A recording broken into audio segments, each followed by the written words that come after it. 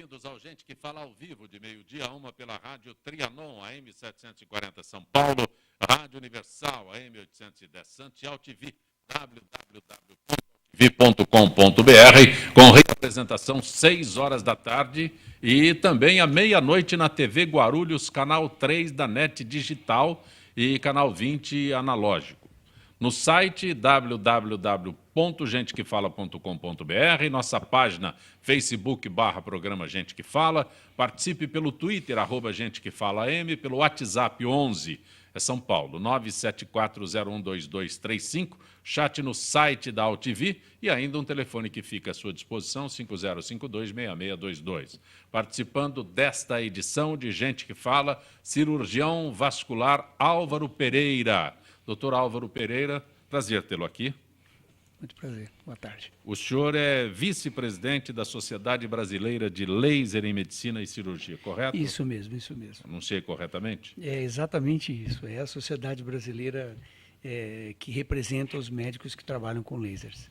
Também conosco o fisioterapeuta João Douglas Gil. Doutor João Douglas, prazer tê-lo aqui. Prazer, obrigado pelo convite. O senhor é gestor da reabilitação do Instituto Vita? Isso, Instituto de Medicina Esportiva e Reabilitação. O que é o Instituto Vita? Isso, instituto que trabalha com a parte ortopédica e lesões no esporte.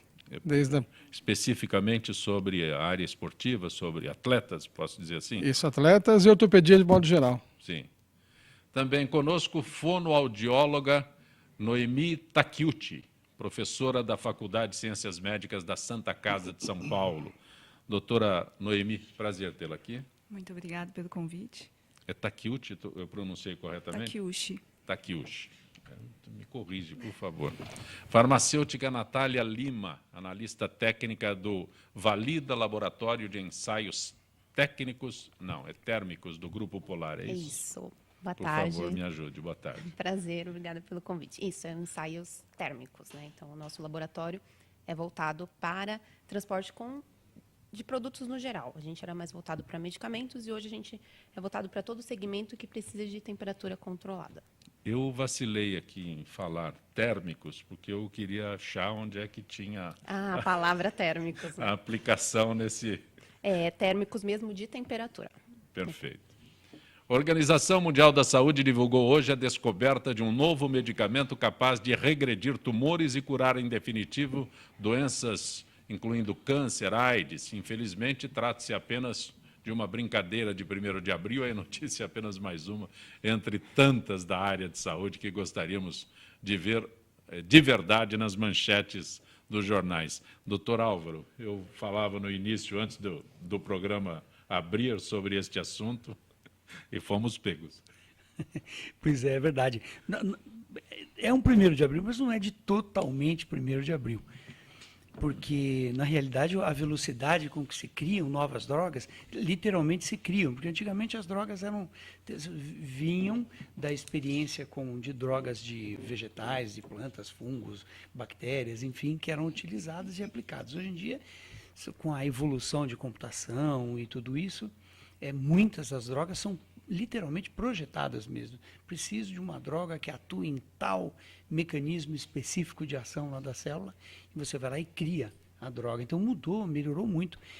Existem algumas drogas, falando sobre isso especificamente, existem algumas drogas, você tem uma pessoa que ganhou o Prêmio Nobel de Medicina há 5, 6 anos atrás, que já se conhecia há muito tempo uma determinada substância liberada pelos vasos, pelo próprio vaso do organismo, que aumentava a produção de vasos. Então, os tumores, por exemplo, que gastam um volume de energia muito grande, porque eles crescem muito, então eles precisam de um aporte de sangue maior do que o normal, e esse aporte, a linha do trem que leva lá, são os vasos. E esse VEGF, que é o nome dessa substância, que é Vascular Endothelial Growth Factor, descobriram há pouco tempo, há uns 5 anos, uma droga, há 6 anos, uma droga que inibia o Vascular Endothelial Growth Factor. Isso faz 5, 6 anos atrás. Hoje, acho que existem 30 drogas parecidas com essa, que inibem, são utilizados para um monte de doenças, aí começa a ter as outras, são assim expandidas para as outras ações.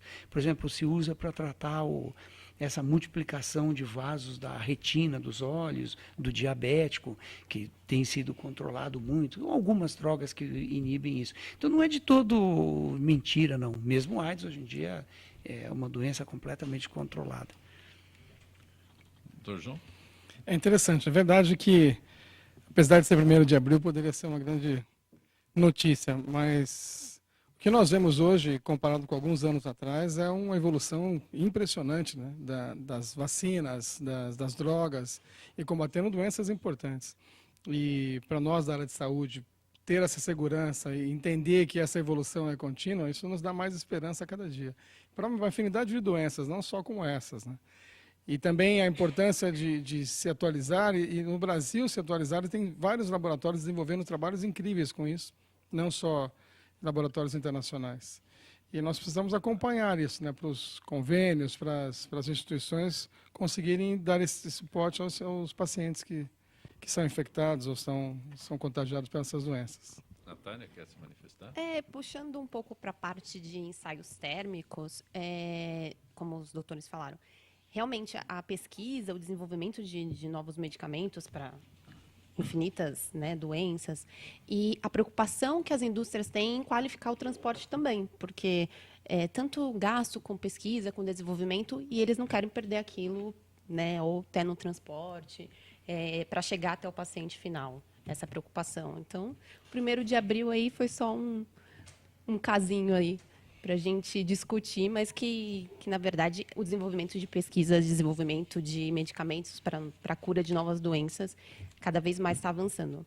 Deixa eu aproveitar o momento, porque a Márcia de Belo Horizonte pede comentários sobre notícias sobre saúde que circulam pela internet, coisas fantasiosas, também sobre pessoas que se consultam com hoje o maior concorrente de todos, que é o Dr. Google. Por favor, doutora.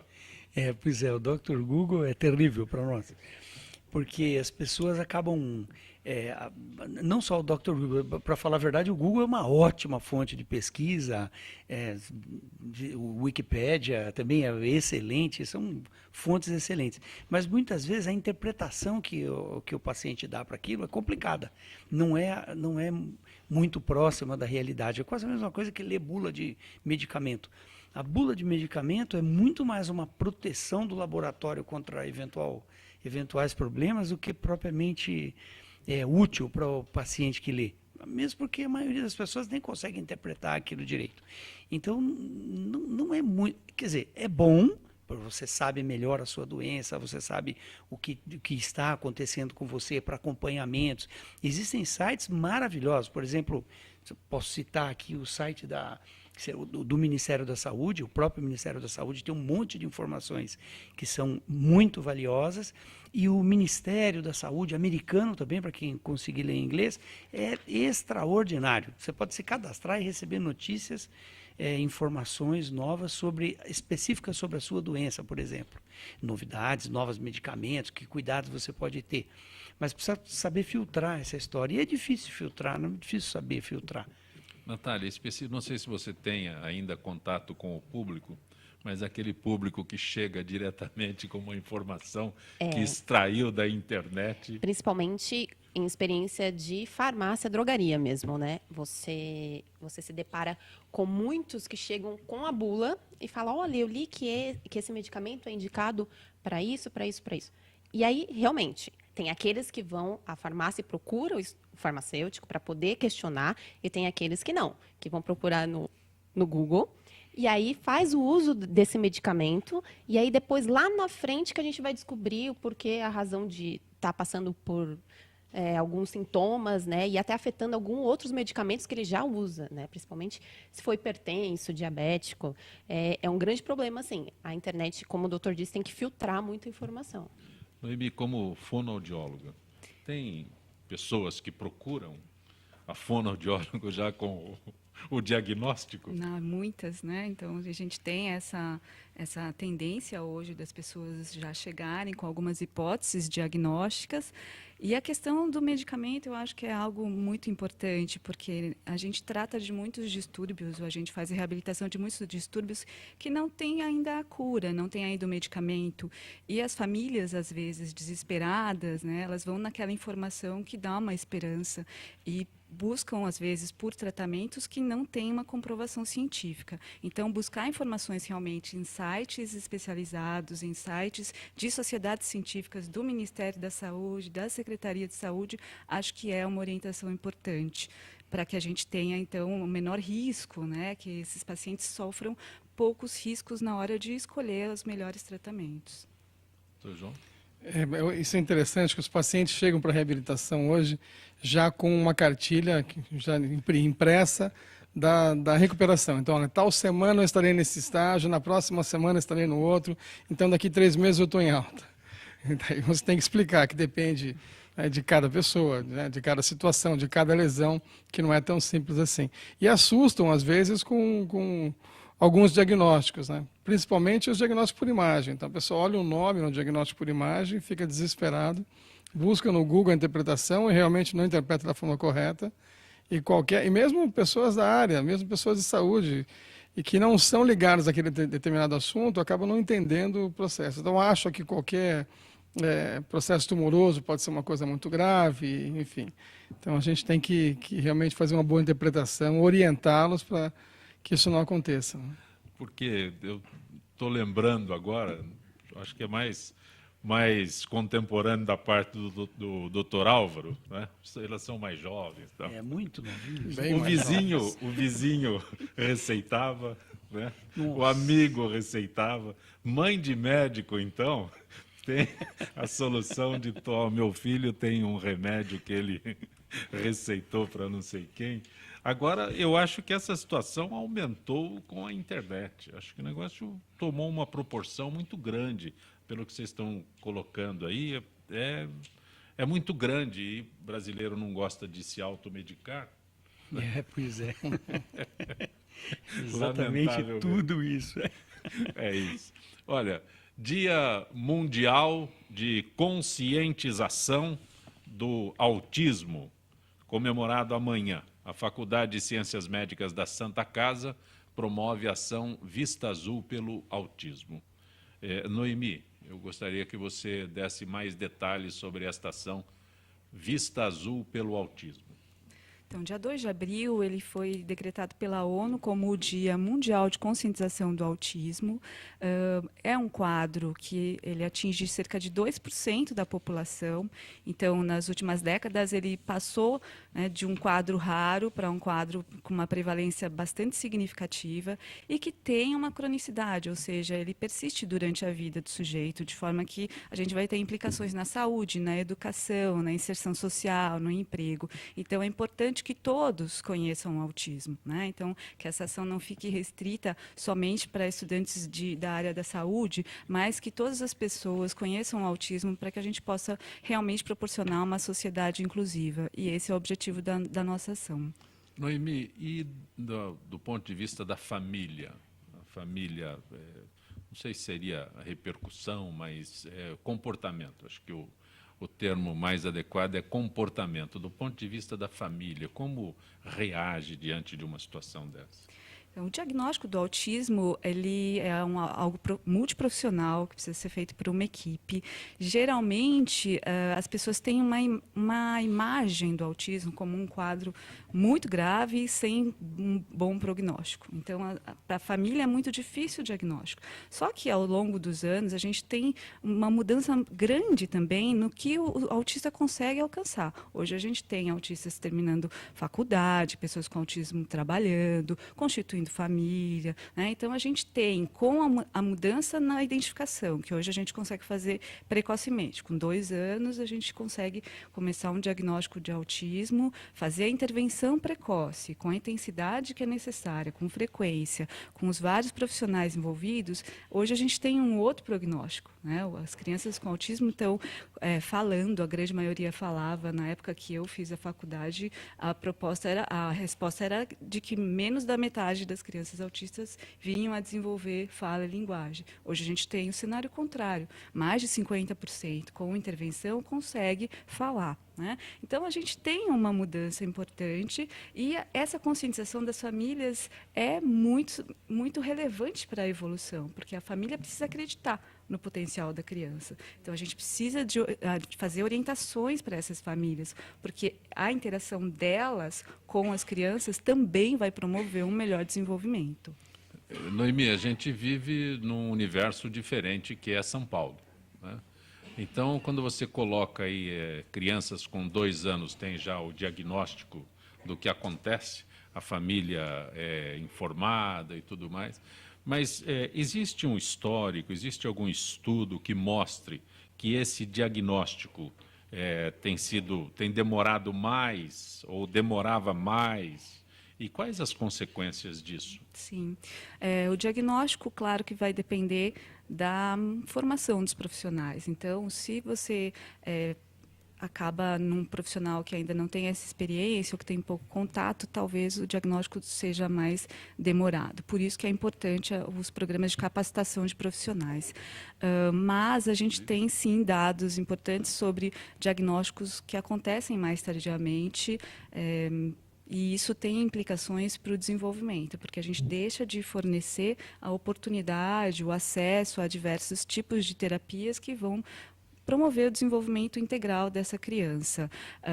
Geralmente, os diagnósticos acontecem mais tardiamente mesmo. Então, São Paulo é um polo de formação de profissionais, é um polo de serviços importantes, e a gente sabe que em outros locais ainda não existem tantos centros de referência. Então, é uma batalha para que a gente tenha essa formação dos profissionais, que eles tenham capacitações, que eles tenham oportunidades de participar de cursos, né? Então, existe um movimento para que façam cursos usando a internet, né? Então, a gente usando agora a internet a favor, para que existam cursos à distância, que a gente consiga levar esse conhecimento para o Brasil inteiro, né? Doutor João? É verdade, né? Eu lembro na época de faculdade que existia uma restrição grande da fisioterapia atuar dentro do autismo, porque havia pouca informação e um preconceito muito grande. E hoje é interessante observarmos colegas que trabalham, são especialistas nessa área e trabalham de uma forma integrada com outros profissionais da psicologia, da psiquiatria, da fonoaudiologia. E eu acho fundamental esses eventos acontecerem para realmente desmistificar esses mitos, né, do autismo, e principalmente o preconceito social. E muitas vezes o preconceito até da própria família, que é muito triste, para entender e aceitar aquela criança e poder ajudar, auxiliar para que ele consiga ter uma vida com uma qualidade de vida melhor. Então, eu parabenizo esses eventos, que eu acho fantástico. Doutor Álvaro? Poderia acrescentar que uma coisa que eu acho importante é que as pessoas... uma doença não significa tem ou não tem a doença. Não é assim. A doença tem uma nota.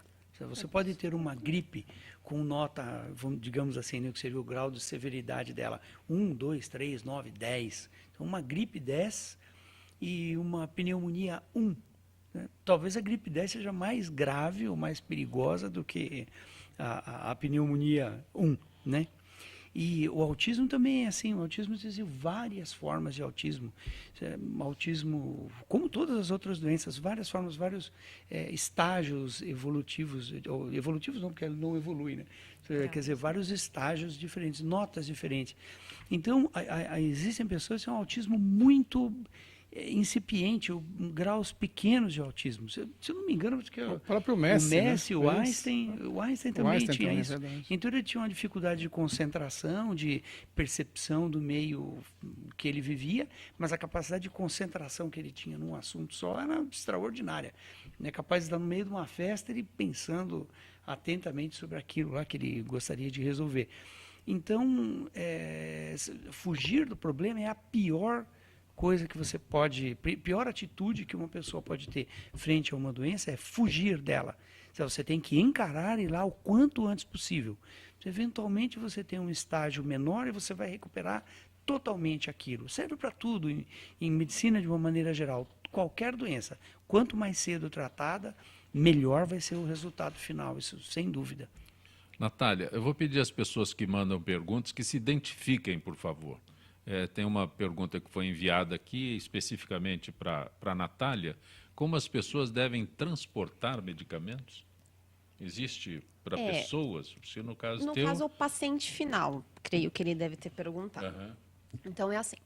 Primeiro de tudo, para um medicamento, você tem que saber o range. O que é o range? É a margem de temperatura que ele tem que ser transportado. Então, a gente tem o caso de insulina, a gente tem o caso de alguns colírios, que são de 2 a 8, que é a temperatura de geladeira. Então, isso você tem que ter realmente uma preocupação.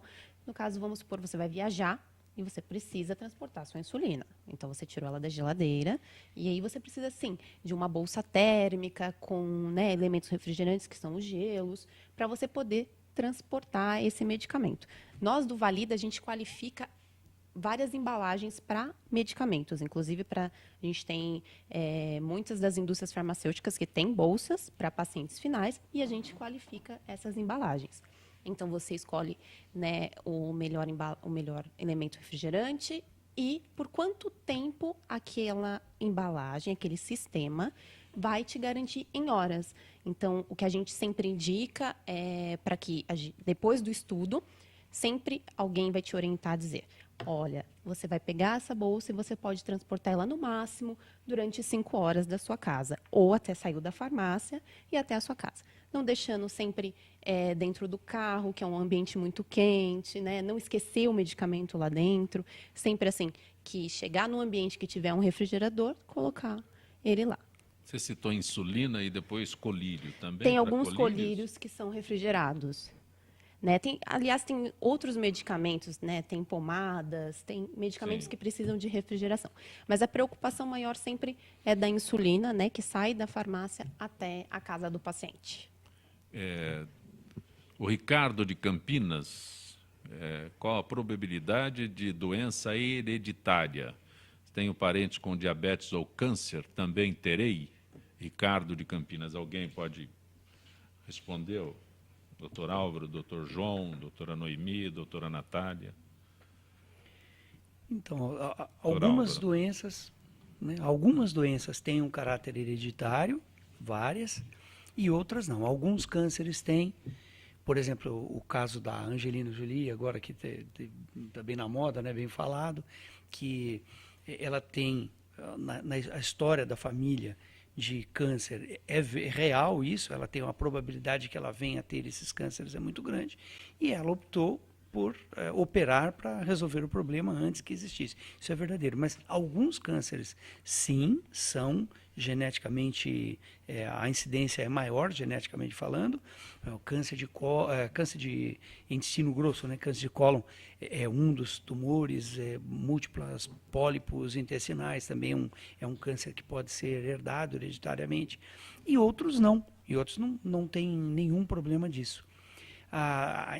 O diabetes tipo 1, ele não tem um caráter genético. Aquelas crianças que têm diabetes, existe uma exaustão total do pâncreas e ele tem que tomar insulina. Desde descobriu a doença, já vai ter que repor insulina porque ele não produz. O diabetes do tipo 2, que a pessoa adquire com o tempo, esse tem um caráter familiar. Sim, então se você... Desculpe, eu esqueci o nome da pessoa, mas... É o Ricardo de Campinas. Se você tem na família pessoas que têm diabetes do tipo 2, o seu risco é maior. Em especial se você fizer os mesmos erros, digamos assim, falta de exercício, aumento de peso, dieta não correta, né? não bem programada para isso, o seu risco de iniciar o seu diabetes tipo 2 com 50 anos e não com 60 é maior. Tá? Esse receituário que o senhor apresenta aí não é bom. Pois é. Alimentação, exercício. Ninguém gosta. Ninguém gosta. Mas aí é obrigado, né? O que é lamentável depois é que ninguém gosta. Por isso que eu digo, não é bom. Mas quando chega nesse estágio, o obrigatório é terrível, né? Então, isso acontece sempre, sempre. Isso é que é. Por isso que eu digo que não é bom. Pois é, e eu digo assim que para nós, para médicos, é uma maravilha, porque do lado de cada mesa é tão fácil. Não coma, faça exercício, faça não sei o quê. Você vê que o que eu faço, né, no meu dia a dia é outra história completamente diferente. Realmente é difícil. É complicado, mas assim, voltando, né, para a parte do primeiro assunto das pessoas se automedicam, né? A gente tem que também pensar que o farmacêutico também não pode se automedicar, né? Igual o doutor falou, do balcão para lá, as pessoas não pode medicar, né? Sempre compra medicamento com orientação e o farmacêutico a gente também tem que pensar em também fazer isso, procurar sempre uma orientação. Natália, a Liana, aqui de São Paulo, se eu pego um remédio de geladeira na farmácia, como levo para casa? Liana... Existe isso? Remédio de geladeira na farmácia? Tem. Tem. Que é as insulinas, às vezes, os colírios, como eu havia mencionado, eles ficam... Eu sou leigo, então eu tenho que fazer essas claro, perguntas de quem nem vai à farmácia, Por de favor. quem não vai ao médico, essas coisas que brasileiro sabe. Então, sempre quando a Liana, no caso, ou qualquer outro paciente chegar até a farmácia e for solicitar algum medicamento, é claro que a orientação do farmacêutico deve ser passada, né, em transportar isso corretamente. Porém, tem alguns laboratórios que já vão, né, te disponibilizar uma bolsa com um elemento refrigerante ou uma caixa térmica, né, de EPS, para que você transporte corretamente esse produto até a sua casa. Lembrando sempre, chegou em casa, tira da embalagem, guarda no refrigerador, né? Não deixe dentro do carro, que é um ambiente muito quente, porta-malas. E sempre assim, transportar com segurança, nunca em contato também com outras coisas. Às vezes a pessoa pega a insulina, enrola na sacola, põe dentro da bolsa. Tem que tomar cuidado, assim, né? A orientação do farmacêutico, mas também quem precisar de mais orientações, enfim, a gente também pode até disponibilizar algumas dicas no nosso site ou por e-mail. Qual é o site? É Aproveita. www.polartecnica.com.br e o meu e-mail é natalia, com th, @polartecnica.com.br. Você está acompanhando Gente que Fala pela Rádio Trianon, AM 740 São Paulo, Rádio Universal, AM 810 Santos e AltV, www.altv.com.br. Retornaremos em instantes.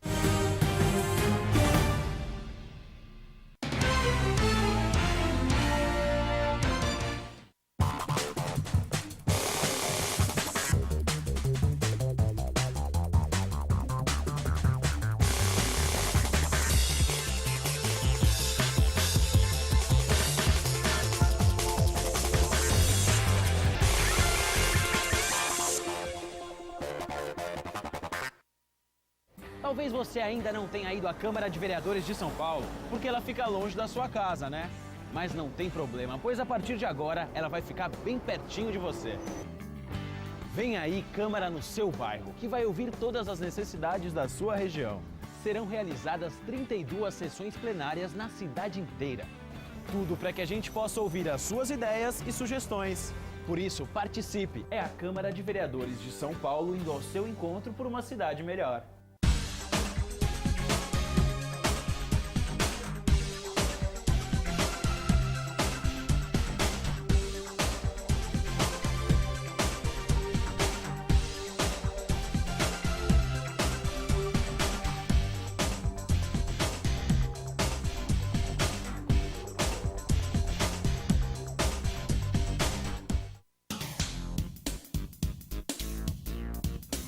Sim, meus amigos, muito prazer, sou Sérgio Oliveira e estou aqui para lembrar vocês que toda segunda-feira, 9 horas da noite, eu estou aqui na TV da internet com o Futebol Alternativo TV.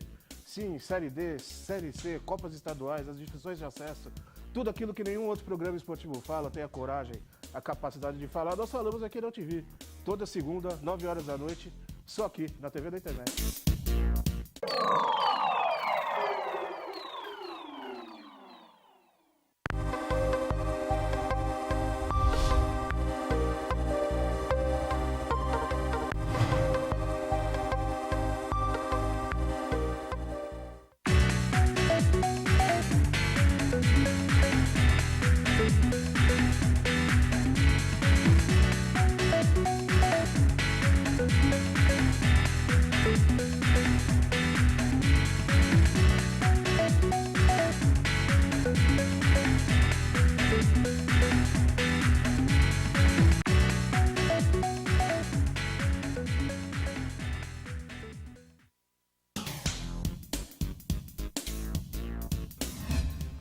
sou Cláudio Longo. Eu, Paulo D'Angelo. E eu sou Tarso Gouveia.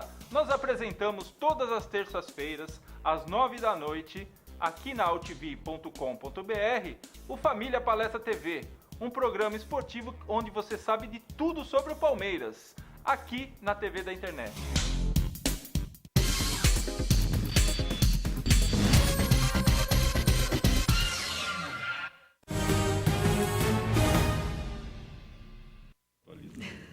Você está acompanhando Gente que Fala pela Rádio Trianon, AM 740 São Paulo, Rádio Universal, AM 810 Santos e AltV, www.altv.com.br.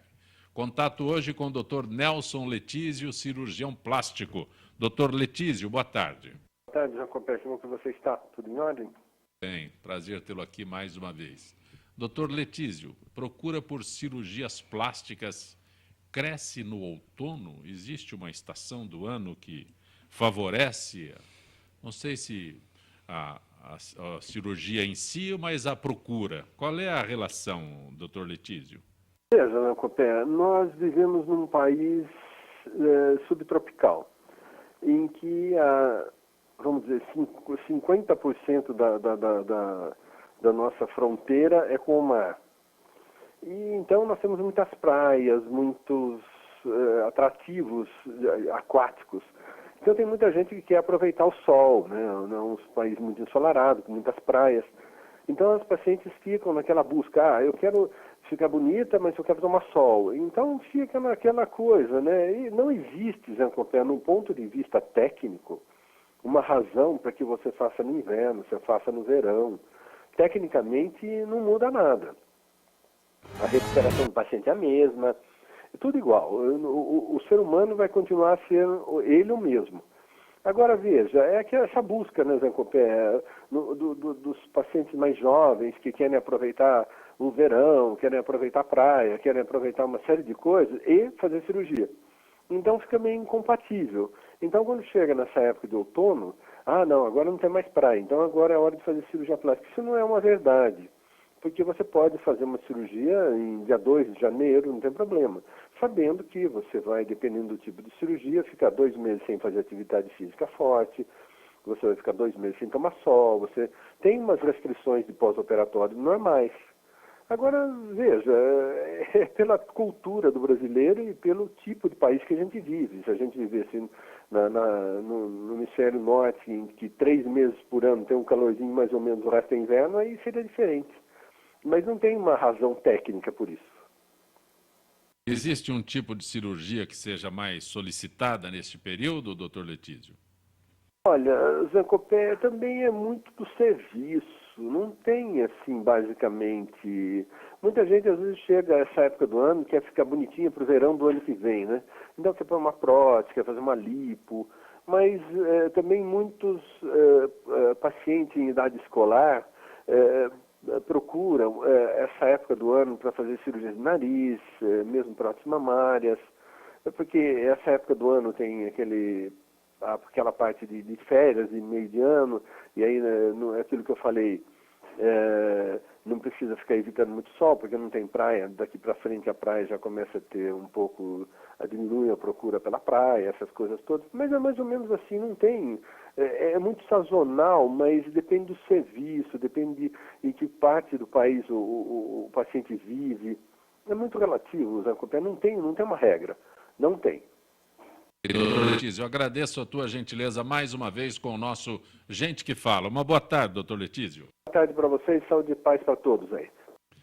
Doutor João Douglas, a modelo americana Sarah Stage iniciou discussão ao postar uma foto grávida de 36 semanas com uma barriga que quase não aparece. Aí, na sequência, várias gestantes resolveram exibir os efeitos da malhação nas redes sociais. Qual a relação disso com a realidade? Me preocupa um pouco, né? Porque não tem como esconder uma barriga. A partir de 12 semanas, onde o útero sai da cavidade pélvica, da região pélvica, e vem para o abdômen e cresce progressivamente, e cresce em torno de 1 centímetro por semana, para você ter uma ideia, não tem como esconder uma barriga.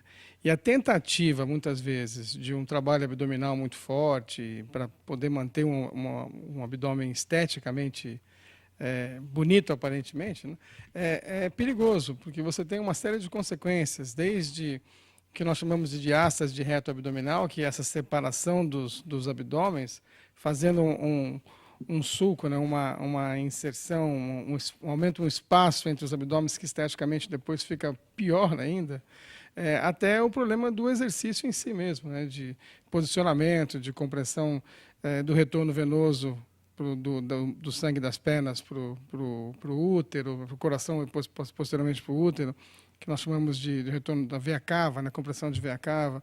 Então, tem uma série de problemas que realmente não são saudáveis. E não tem como manter um abdômen sarado durante a gestação. Acho que o interessante seria manter uma qualidade de vida, uma saúde mesmo, um exercício voltado para uma qualidade de vida para a criança e para a mãe. Existe um período em que esses exercícios são recomendados? Existe um período ou é individual? Não, na verdade, as pessoas... pessoas... mais fazer exercício, a senhora deve fazer exercício. Isso é individual? Individual no aspecto da prescrição do exercício. Uma pessoa que tem o hábito do exercício, ela pode dar continuidade ao exercício quando engravida, mas ela tem que se adaptar após o 4º mês. Então, primeiro, desde o começo, não evitar os exercícios de alto impacto, de trauma direto, esses esportes onde tem um contato físico muito grande, e procurar o exercício de uma forma mais saudável, não em ambientes quentes, em horários de pico de temperatura, procurar se hidratar corretamente, tem uma série de cuidados importantes. E a intensidade do exercício já muda, na verdade muda o objetivo. Quando eu não estou grávido, meu objetivo é me condicionar fisicamente. E na gestação não é condicionar fisicamente, é tentar manter o condicionamento, perder menos possível, mas desde que não prejudique a qualidade de vida da mãe e do bebê. A tentativa do condicionamento pode ser muito prejudicial à qualidade de vida do bebê. Posso alterar a qualidade de sangue, de fluxo sanguíneo para a criança, de oxigênio. Eu posso criar consequências graves, até doenças de má formação neural, a criança nascer com problemas muito sérios. Então, esse cuidado do exercício na gestação é fundamental. Natália, o que é o Dia Mundial da Saúde? O Dia Mundial da Saúde, na verdade, ele foi descoberto, Foi instituído. Foi instituído, obrigada. Foi instituído para quê? Eu li aqui. Foi instituído... Pensa que eu sou sabida, não. Para que, no modo geral, todas as pessoas tenham qualidade de saúde. Então, desde que seja uma alimentação, desde que tenham, né, qualidade de atendimento de saúde. Então, ela foi desenvolvida para criar esse sistema disponível para todas as pessoas, além de dicas para as pessoas, de um modo geral, para a saúde. Então, na verdade, dizendo sobre o dia 7 de abril, a Organização Mundial da Saúde está voltada mais para a segurança alimentar, né? Então, deste ano de 2015, para a segurança alimentar, que é o transporte dos alimentos, porque hoje mais de 200 tipos de doenças é transmitida através dos alimentos, do transporte errado dos alimentos ou do acondicionamento deles, né? Então, a preocupação é realmente voltada, e principalmente no Brasil, pela temperatura, porque a gente nunca sabe qual é a temperatura certa no decorrer do dia, né? A gente tem aquele efeito cebola, né? Sai de casa cheio de roupa, no decorrer do dia tira e depois coloca de novo. E o inverso também acontece, sem ter o agasalho para colocar. Sem ter o agasalho, né? Ou até mesmo sem ter o guarda-chuva, né? Então, a preocupação deste ano é realmente voltada para a segurança alimentar. Perfeito. Doutor Álvaro, o Carlos aqui de São Paulo, pergunta se calvície é hereditária. Então, a forma mais comum de calvície, que é a alopécia androgenética, é absolutamente hereditária. Quer dizer... O senhor, como é vice-presidente da Sociedade Brasileira de Laser em Medicina e Cirurgia, ele vai além na pergunta aqui. Produtos eletrônicos que usam laser ou LED, que são indicados na internet, funcionam? Pergunta o Carlos. Então, isso não é 1º de abril, funcionam mesmo. Isso é essa não é mesmo 1º de abril. Porque o que nós temos visto nos últimos anos é o seguinte: esses lasers que são usados em clínicas dermatológicas, enfim, em especial esses que têm uma visão estética, né, de melhorar a aparência da pele, diminuição do envelhecimento, queda de cabelo, unhas também são bons alvos para tratamento com laser. Antigamente nós usávamos equipamentos no consultório. Então eram equipamentos mais fortes, mais poderosos, que você ia uma vez por semana ou uma vez a cada 15 dias, alguns lasers CO2, 3 sessões de laser CO2, uma por mês, para melhorar a qualidade da pele. O que tem acontecido nos últimos anos é o aparecimento de equipamentos que usam lasers de baixa potência, que já existem há muito tempo, em especial para tratamento de doenças reumáticas, ortopedia, eles já existiam há algum tempo. E agora eles começam a ser utilizados para tratamento domiciliar, todos os dias, com uma potência menor. Claro que são aparelhos que não têm risco, porque a potência é menor, o volume de energia que você transfere em cada sessão é pequena, e a pessoa trata na casa dela. Então, existem, nossa... E é possível utilizar esse tratamento contra a queda do cabelo? Uma das boas indicações do laser de baixa potência ou dos LEDs é a queda de cabelo. Mais ou menos funciona assim: tudo que gasta muita energia, que trabalha muito, e o cabelo é assim porque ele cresce constantemente, pele é assim porque nós trocamos muito, mucosa, boca, mucosa oral, porque nós trocamos as células muito rapidamente, eles têm uma taxa metabólica alta, eles são muito beneficiados com os lasers de baixa potência. Então, para queda de cabelo, por exemplo, é muito bom. Todos os equipamentos que você ouviu falar, Carlos, eles são eficientes para queda de cabelo, todos eles. E esse boné que está sendo anunciado, boné? Então, nós temos visto mais um boné especificamente. Não sei nem se o termo no é nosso esse, mercado. boné. É um boné mesmo. É isso que ele está falando, é um boné com LEDs, mas nós temos visto mais porque ele é nacional, porque ele é fabricado aqui, né, por essa razão. Mas existem uns americanos também, existem outros no mundo, uns 5 ou 6. Existem umas escovas também, que foram as primeiras que apareceram, que são mais difíceis de usar, porque uma escova você tem que ficar escovando o cabelo, né? E a ponta das escovas é mais um pente do que uma escova. Ela emite uma luz vermelha e você fica esfregando aquilo no cabelo e isso acelera o crescimento dos cabelos. E o melhor ponto disso é que esses lasers, eles são absolutamente seguros, e o tratamento de queda de cabelo é um tratamento por longo tempo.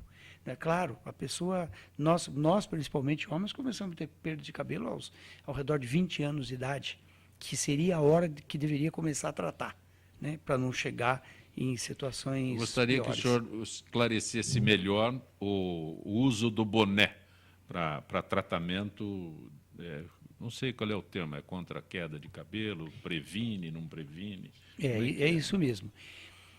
Esses bonés, eles são de uso domiciliar, você vai usar uma vez por dia, ou mais, 2 vezes por dia, todos os dias, durante 3, 4 meses, para você falar, olha, agora mudou, meu cabelo parou de cair, os fios que eu tenho, que eu já tinha, melhoraram, engrossaram, ficaram mais fortes, maiores. O cabelo, ele cresce, ele tem que chegar no máximo dele. Quando nós começamos a perder mesmo, né? Ele começa a cair antes de chegar à fase madura dele, a fase telógena plena, que se chama, que é o nome correto. Então você acaba perdendo ele antes de ele atingir aquele volume máximo, e você perde volume, perde qualidade, perde brilho, textura. Todos temos, as mulheres também têm. A mulher depois da menopausa, por exemplo, sempre tem uma queda da qualidade do cabelo. Mas em menor intensidade. Em menor intensidade, e uma outra forma de perda, porque nós temos essa característica, né, de entrada nessa região, crescer a testa, né? Começa crescendo a testa com 2 laterais disso, enormes. né, Dr. João? Bastante. Pô, eu também. E as mulheres têm uma perda mais difusa, mas as mulheres também têm. Então, Agora, tudo uma isso pergunta vale muito a pena. preocupante. Depois que ele foi, ele não volta mais. Então, O esse cabelo, é o quando vai problema, embora, não esse é o volta problema. mais. Depois de umas 3, 4 anos, digamos assim, que o cabelo caiu, o folículo, que é o fabricante, ele morreu, ele atrofiou totalmente. Aí não tem o que fazer. Não tem, não. Agora começam as histórias, existem alguns trabalhos, plasma rico em plaquetas, alguns trabalhos com células-tronco, então até pode ser que nós tenhamos esperança em relação a isso. Mas vale a pena usar. Noemi, quando a gente fala em autista, né, a gente não tem conhecimento. Eu repito, né, eu sou só jornalista, eu não tenho conhecimentos técnicos, se é que eu posso colocar assim. O grande problema do autista na identificação, não o diagnóstico, a identificação, quando a família se preocupa e procura, né, orientação, procura auxílio. É na fala? É na comunicação? Qual é? Os primeiros sintomas percebidos pela família costumam ser o atraso no aparecimento das primeiras palavras, essa dificuldade da comunicação e o estilo de interação da criança. Uma criança que brinca mais sozinha, que não procura tanto pelos outros, que tem um tipo de brincadeira também menos imaginativo, né, mais restrito, às vezes empilhar o brinquedo, fazer uma estimulação mais visual daquele brinquedo, não fazer uma brincadeira de faz de conta. Então, costumam ser os primeiros sinais que essas crianças manifestam. E o diagnóstico do autismo, ele é todo em cima desses comportamentos. A gente não tem ainda nenhum teste objetivo, não existe neuroimagem, não existe nenhum estudo, genético, né? Nenhum teste genético que possa ser feito. Então, a observação dos pais e a observação dos profissionais é muito importante, porque a gente faz o diagnóstico a partir desses sintomas que são nos comportamentos. Vou mostrar um outro quadro para você. Hoje, né, as crianças vão para a escola, já vão em berçários para a escola, né? Então, tudo isso que você está comentando com relação à família, o contato direto, muitas vezes esse contato acontece só lá, a partir do berçário, a partir da escola, daquele... Mas não tem profissional lá para dizer, essa criança fica isolada, o que acontece que essa criança não participa? Não tem um profissional da saúde, geralmente nas escolas tem enfermeiro, geralmente tem um enfermeiro, mas o que a gente espera é que os profissionais da educação também tenham essa formação.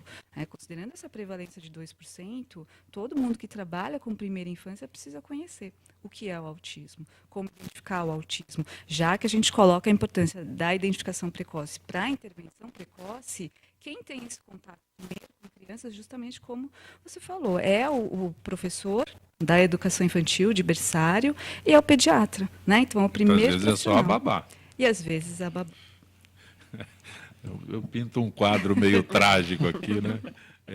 Mas, Natália, André de São Bernardo do Campo, é verdade que as vacinas, se congeladas, perdem a eficácia? André, é o seguinte, as vacinas, elas também têm transporte controlado de temperatura.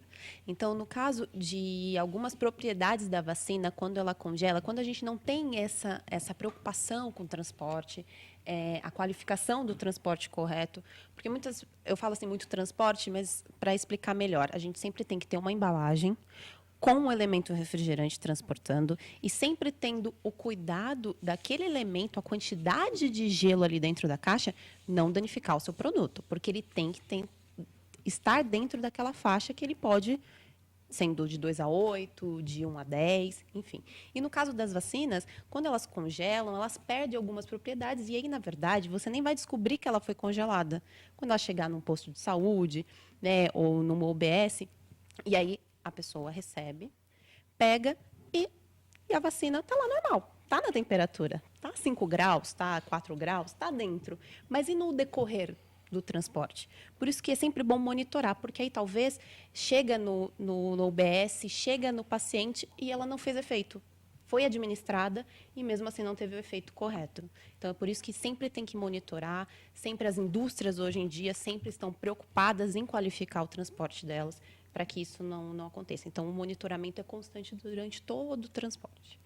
Apenas um registro aqui, Aqui o presidente da Assembleia Legislativa do Estado de São Paulo, deputado Fernando Capês, prestou ontem à noite uma homenagem à nossa querida amiga Nádia Bate, pelos seus 25 anos na ONG Florescer, instituição sem fins lucrativos que contribui com a comunidade de Paraisópolis, prestando serviço de educação, esportes, lazer e profissionalização e cultura, resgatando a dignidade, o respeito e a convivência familiar e comunitária. Nossos parabéns à Nádia, ao deputado Capês pela iniciativa. A Nádia esteve no programa recentemente e ela procura realmente influenciar as crianças ali, e uma das coisas que ela faz sempre é a reciclagem através do jeans, né? Ou a reciclagem do jeans. Esse é um dos pontos fortes do trabalho que ela realiza. Parabéns, Nádia. Parabéns, e ao Capês pela iniciativa também. Voltando aos assuntos de hoje do nosso Gente que Fala, doutor João Douglas, né? Hidroterapia, ela auxilia na qualidade de vida de uma mulher durante a gestação? Qual é a influência real? A água ela tem uma série de benefícios nesse caso. Começa pelo fato da pressão da água ajudar no retorno venoso, ajudar na circulação. Então, diminui os inchaços, né, os edemas, melhora essa circulação, ela se sente melhor e consegue se movimentar de uma forma mais tranquila, principalmente na segunda metade da gestação, onde o peso e o volume pode interferir bastante. Nós desenvolvemos algumas técnicas na água, usando a temperatura da água confortável, uma temperatura por volta de 34 graus, 33 graus, com auxílio da temperatura e o ambiente aquático, uma série de movimentos e de técnicas de manipulação para aliviar as dores, que é fundamental, para corrigir postura, melhorar a qualidade postural, para ela poder suportar essa fase final da gestação em relação a peso. Nós sabemos que a dor lombar, a dor sacroiliaca na gestação é muito desagradável e inabilita muito. Então, em vez de ela estar preocupada com a dor, ela pode estar preocupada com a gestação e com o bebê. E a água tem essa capacidade, né? E algumas técnicas dentro da água acabam auxiliando bastante. Doutor Álvaro, Juliana de Ribeirão Preto, shampoo para queda de cabelo é eficiente? Sim. Também é uma das... Nós estávamos falando sobre LEDs para lasers, para tratamento de queda de cabelo, mas não é só, esse não é o único tratamento, é um conjunto de coisas. Claro que precisa saber se é alopecia androgenética mesmo, precisa saber se não é eflúvio telógeno, aquela perda de cabelo depois da gravidez e tudo isso, mas sempre o tratamento é um conjunto de coisas. Nutrição, que é importantíssima, mais os produtos tópicos, vasodilatadores, shampoos especiais para isso, específicos. É um conjunto de coisas. Na verdade, nós temos uma ideia disso, né? Erros alimentares, hipotireoidismo, tem algumas coisas que são causadoras. Todo mundo conhece isso. E você vai ter que usar alguns produtos tópicos. O shampoo faz parte disso, faz parte desse conjunto. Em geral, são nutrientes vasodilatadores. E, às vezes, tem uns inibidores do efeito do hormônio masculino. E, atualmente, os lasers, que deram um impulso muito grande para o tratamento da queda. Doutor Douglas, até que ponto uma mulher pode fazer exercícios? Até que mês na gravidez? Pergunta Maria Neuza.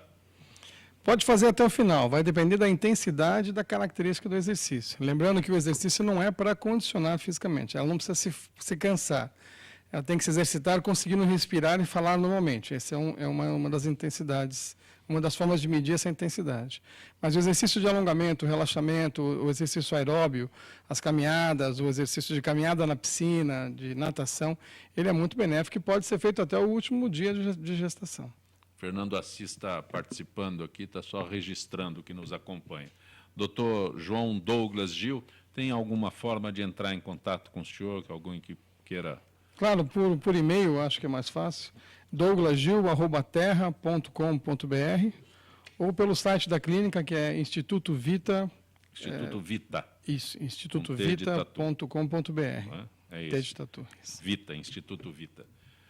Natália, você Falou em um. Falei, Repete vou pra gente. repetir, Natália com TH, @polartecnica.com.br ou o site www.polartecnica.com.br. Lá no nosso site, as pessoas quiserem vão entender mais um pouco sobre embalagens térmicas, sobre o tipo de gelo e aí tirar algumas Tem dúvidas. no Dr. Google. Não precisa do Dr. Google, entra Isso, no nosso site. Grato por tê-los aqui no nosso Eu Gente que agradeço Fala. pela oportunidade. Doutor Álvaro, muito bom tê-lo aqui. Tem uma forma de entrar em contato com o senhor? Tem sim, claro. Acho melhor também é por e-mail. alvaropereiradeoliveira@gmail.com. Grato por ter vindo. Noemi Takiushi, obrigado por ter vindo ao nosso Gente que Fala. Uma forma de contato, por favor. Meu e-mail é noemi.takiushi@gmail.com. E eu gostaria de convidar a todos, então, para participar amanhã vestindo uma peça de roupa azul, né? Entrar no Facebook, fazer uma selfie e colocar a sua foto para demonstrar o apoio à causa e a queda do preconceito. Vai ter algum ato, ou só pelas redes sociais? Vai ter várias ações pelo Brasil todo. Tem caminhadas. Aqui em São Paulo. Em São Paulo, na Santa Casa, a gente vai fazer com os alunos, funcionários, uma foto. E no CAISM, que é o Centro de Atenção Integral à Saúde Mental, vai ter uma revoada de balões azuis ao meio-dia, amanhã, com os pacientes, as famílias e os funcionários. Grato por ter vindo ao Gente que Fala.